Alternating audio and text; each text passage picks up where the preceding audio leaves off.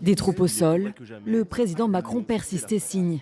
Peut-être qu'il faudra avoir des opérations sur le terrain, quelles qu'elles soient, pour contrer les forces russes. La force de la France, c'est que nous pouvons le faire. Lors d'un entretien réalisé aux Parisiens à son retour de Berlin vendredi soir, le président français a confié avoir repoussé une nouvelle fois son voyage à Kiev pour se rendre en priorité outre-Rhin. L'objectif était d'apaiser les relations avec son allié allemand, contrarié par les déclarations d'Emmanuel Macron sur le possible envoi de soldats en Ukraine. Alors que l'Allemagne refuse toujours de livrer des missiles longue portée Taurus à Kiev, le président français voulait convaincre Berlin d'augmenter son aide militaire à l'Ukraine. Des divergences de point de vue qu'Emmanuel Macron explique par des différences stratégiques et culturelles.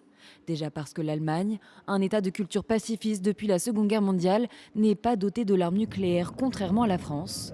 Mais aussi parce que le chancelier allemand n'est pas le chef des armées, contrairement au président Macron, qui estime ainsi que la France peut faire des choses que l'Allemagne ne peut pas. Il n'y a jamais eu de fâcherie entre le chancelier et moi. Nous avons une très grande communauté de vues sur les objectifs et la situation. C'est la manière de les traduire qui est différente. À bord du Falcon présidentiel, Emmanuel Macron a affirmé qu'il ne fallait pas se laisser intimider par Poutine. Lui qui appelait il y a 2 ans à ne pas humilier la Russie, l'a relégué hier soir au statut de puissance moyenne.